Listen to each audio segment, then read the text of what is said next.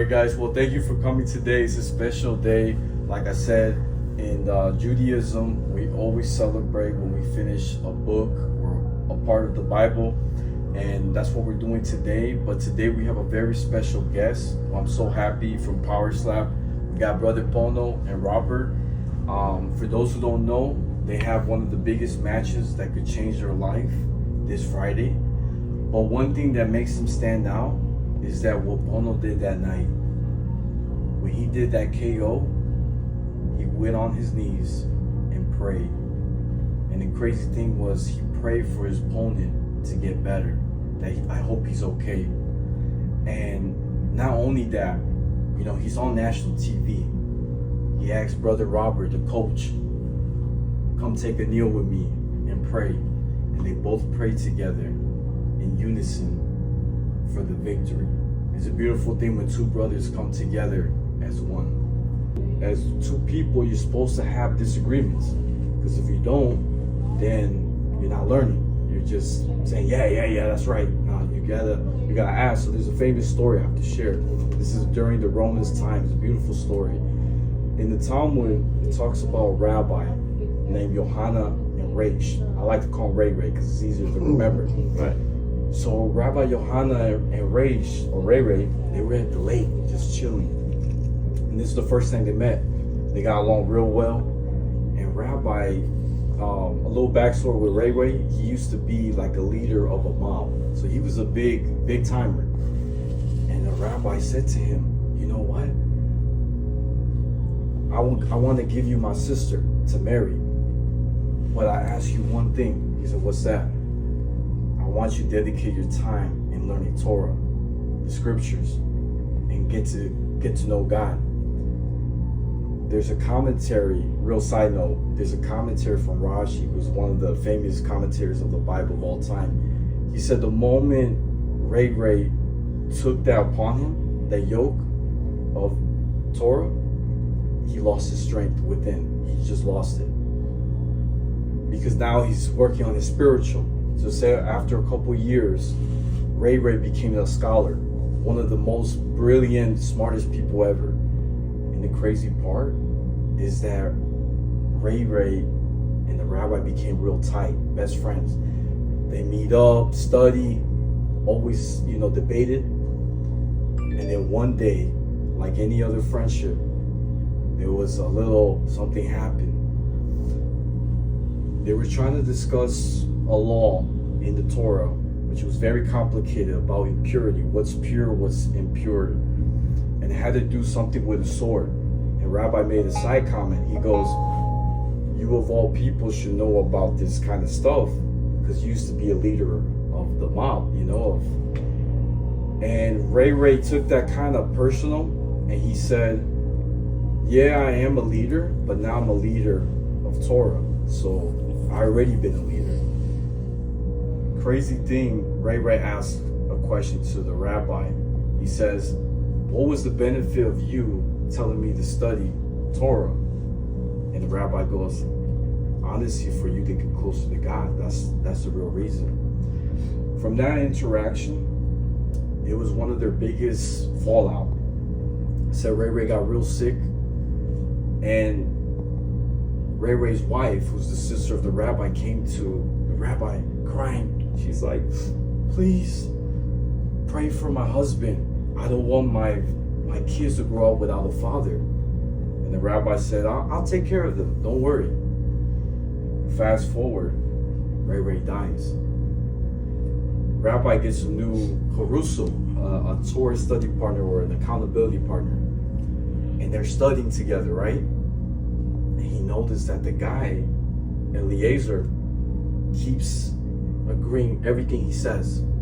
Yeah, you're right. And he thinks back, man, Ray, when I used to study with him, he would have 24 questions contrary to what I had to say. It was a different position of that idea, but 24 questions different.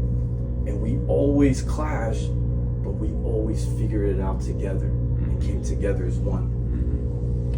Later on in the story, it said that the rabbi went insane, started screaming, and he died. why am I sharing this story with you? Why is it sad, right? It's a little sad ending, I'm not gonna lie. There's no popcorn with it, but the message of the story is that you don't know what's lost until it's taken away. The rabbi realized that, while he's living life, he realized how great Ray Ray was, but he didn't realize until Ray Ray died, passed away. So something I want to share is that one of my mentors here in Vegas, I call him Big Mike, he shared a quote with me, so powerful. He says, animosity kills relationship. What do you mean by that? He said that when you have a relationship and there's a conflict, you already know your baby girl's mad. Something's going on, you already know there's about to be a fight. And you guys have a little argument. He said, don't wait for a couple weeks to fix that problem. Try to solve it, try to work it out.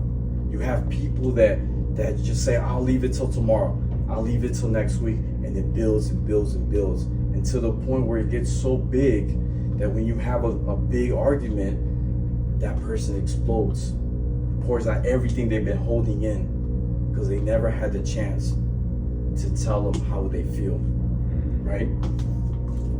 So what he said is, when you have a conflict, it's normal to have relationships, friendships, try to talk it out. He said, don't go to bed angry. That's his always saying. And I love that. So look at this, all of us today, right? We're all connected somehow, right? We're all here together. We all have a different chapters of our life. We have a different mission. But at the end of the day, we're trying to find that light, just a different path. So something that Hero Israel, the Lord God, the Lord is one. Love God with all your heart, soul, strength, and mind. Love your neighbor as you love yourself. That is the greatest commandment. That saying right there is the basic creed that Jewish people follow every day. We pray that morning and night. That's what Moses taught us, to love your neighbor. So to end with the question of the whole lesson today, you have to ask yourself, am I my brother's keeper? So what do you guys think? Any thoughts? That's it. That was my little thing, but any thoughts? I met him season 3 powerslap. I happen to be his coach, but the more I got to know him, the more I got to be around him.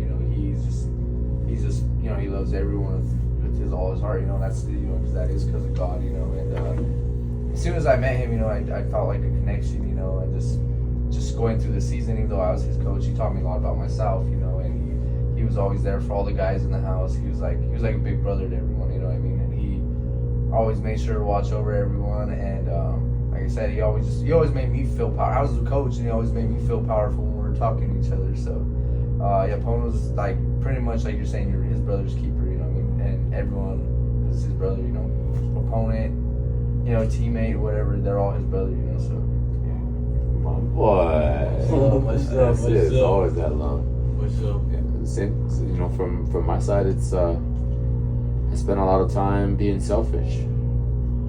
I'm always thinking about myself, and sometimes you have to put yourself first to be able to get somewhat of that happiness in you. But it wasn't until I realized that really the real gift is helping others and be able to reach out and find people, just going through the same struggles, the same ups, the same downs that you're going through, and having a little bit, obviously having the experience and gone through that, being able to speak on it, because that's what a lot of people do, is that we don't have the opportunity to speak on those things, and especially on the men's side, right? Oh, yeah. We're taught to bite our tongue and not say anything, and not admit or accept a lot of the things that have happened to us in our life. So at that moment, it becomes that part where you become vulnerable. You start opening up, and you have to really have that moments with you, and obviously with the man above and LinkedIn. You just got to get closer, because I say it all the time. We started off with a connection, as we got more and more into the world and how everything is, and we start to worship false idols, things that are just out there and it's part of this world, right? That's where we find that separation. As more of those things start to implement into our lives, the farther the disconnect. You just start to get farther and farther away from God. We was this close to Him at one point in time. So making that relationship, coming back to Him, and finding out that that's how we're supposed to live anyway. Everything else is kind of just only to the control of what this world is. Everything else is the connection that you have with that man spiritually, and really finding out the answers. And it took a lot of learning and a lot of trials and tribulations and ups and downs and everything else, and really to get to that moment where it's like, hey, you know what, I gotta start accepting it for what it is, and really understanding that the gift and the purpose is to really just affect other people in their lives, and really try to, you know, just paint the same path like how Jesus did. You know, He went out there and He showed us how God was trying to live the life. You know, He was able to speak on that and kind of go there and put it into everybody's minds that this is what you need to do to be successful in this life, right? Same thing like you say all the time. Bible stands for basic instructions before you leave this earth, right? Yep, that's it. So if you follow in the lessons, you follow in the plans of how that thing's already kind of laid out, you have the blueprint to what, and it doesn't matter what, in any religion, no matter which way it goes, that's still the same concept you have to have, is that connection to kind of lead you to the lessons that you got to do, everything you learn, all those things. You just got to practice them, you got to implement them. And yeah, hey, I love you, brother. And that's how it works. It's the truth.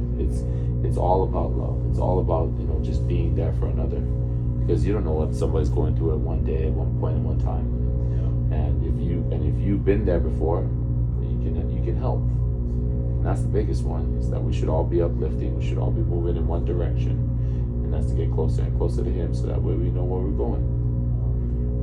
Reality, right? I want to say a little prayer for you two, right? Because like I said, like, you guys could have been in the casino, you guys could have been gambling all your money or being distracted, right? Crazy thing is, you guys took out of your day and time to come with a bunch of brothers, right? People with, like I said, different walks of life. And I feel like, you know, there's a reason why you're here. I don't know what. Something put in your heart to come. You didn't have to come, but you came. So, you know, I pray that God helps you guys with your victory this Friday, and that you guys have a successful day. Continue to use Him as your, you know, like, He's in you, right? That's right. Hold on to your faith, and He got your back. You know, so I pray everything goes well, and I'm so happy for everybody to have some, you know, hearings about you guys. So thank you. Thank you for having us. Thank you for having us. At the end of the day, it's just, you know, just reconnecting and relinking, man. You know, keeping everybody accountable. That's the big one. Because we all gonna fall off at one point in time. We still love the flesh, you know. It's gonna happen. It just happens. That's the way life is. But then if you got a good brotherhood, people that are around, surrounding you, always checking, always making the right moves, always doing the same thing. Everybody's on the same trajectory, moving to that positive light, right? Everything in front of them. Just gotta keep that same drive every single time. And that's how it works. You know, consistency is key. That's what I learned. That's what I learned a lot, is that it's not what you do one time. It's the churn. It's the consistency. Keep on going. You can do that all day, and you got no problem, because you just in it. You already know what it takes. When you do it one time, and then you think, oh man, I can't do it again. That's the one that's always going to be falling short. Consistency is key. So the same thing with faith. Consistency. You got to be consistent in your belief, because every day is going to be a test.